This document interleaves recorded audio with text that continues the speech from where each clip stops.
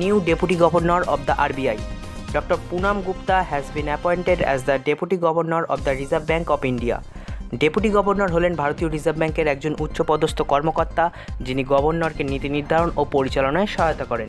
বর্তমানে ডক্টর পুনাম গুপ্তা তিনি একজন গভর্নর হিসাবে নিযুক্ত হয়েছেন, আরবিআই এর ডেপুটি গভর্নর হিসাবে নিযুক্ত হয়েছেন, এবং বর্তমানে গভর্নরকে সঞ্জয় মালহোত্রা, এবং 2018 সাল থেকে 2024 সাল পর্যন্ত ভারতীয় রিজার্ভ ব্যাংকের গভর্নর ছিলেন শক্তিকান্ত দাস। গভর্নরের কাজ কি? তিনি মুদ্রার নীতি নির্ধারণ, মুদ্রাস্ফীতি নিয়ন্ত্রণ এবং আর্থিক স্থিতিশীলতা বজায় রাখার জন্য দায়বদ্ধ। পরবর্তী কারেন্ট অ্যাফেয়ার্স কি? পরবর্তী কারেন্ট অ্যাফেয়ার্স হচ্ছে ওয়াকফ অ্যামেন্ডমেন্ট বিল 2025। এটা একটা সংশোধিত বিল। এই বিল সম্পর্কে আমরা কি জানবো?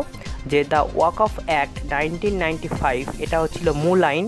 এই আইনটি ভারতের পার্লামেন্টে পাশ হয়েছিল 1995 সালে। এর উদ্দেশ্য ছিল মুসলিম ওয়াকফ সম্পত্তির সুষ্ঠু ব্যবস্থাপনা, সংরক্ষণ এবং তত্ত্বাবধান।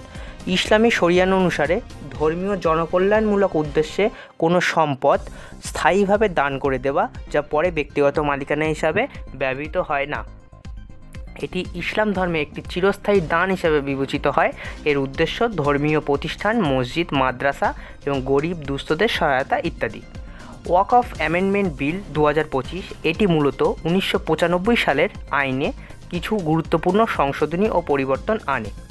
1995 সালের আইন মূলত ওয়াকফ সম্পত্তির রক্ষণাবেক্ষণের জন্য ছিল, কিন্তু 2025 সালের সংশোধনী ব্যক্তিগত সম্পত্তিকে জোর করে ওয়াকফ ঘোষণা করার বিরুদ্ধে সুরক্ষা দেয় এবং বিচার প্রক্রিয়াকে আরও স্বচ্ছ ও শক্তিশালী করে। চলে যাব পরবর্তী কারেন্ট অ্যাফেয়ার্সে। পরবর্তী কারেন্ট অ্যাফেয়ার্স হচ্ছে kabaddi world cup 2025। India clinches both man and woman kabaddi world cup 2025। Bharat 2025 সালে কবাডি বিশ্বকাপে পুরুষ ও মহিলা উভয় বিভাগেই ইংল্যান্ডকে পরাজিত করে শিরোপা জিতেছে।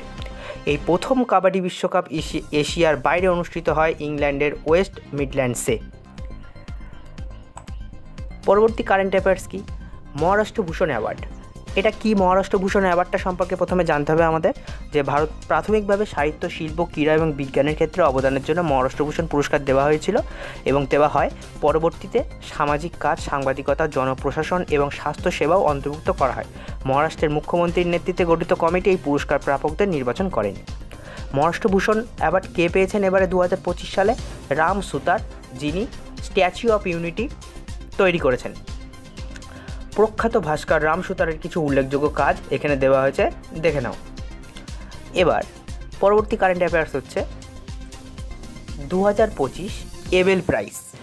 এবেল প্রাইজটা কি? এবেল পুরস্কার 2001 সালে নরওয়েজিয়ান সরকার দ্বারা প্রবর্তিত হয়। এটি গণিতের ক্ষেত্রে অসামান্য অবদানের জন্য প্রদান করা হয়। এটাকে গণিতের নোবেল পুরস্কারও বলা হয়ে থাকে। এটা কাদের দেওয়া হয়? যারা গণিতের ক্ষেত্রে বিশেষ অবদান রেখেছেন। 2025 সালে কে পেয়েছেন? 2025 সালে পেয়েছেন Masaki Kashiwara has won the 2025 Abel prize, sometimes called the Nobel prize of mathematics. তাহলে এই ছিল আজকের 5টি গুরুত্বপূর্ণ কারেন্ট অ্যাফেয়ার্স।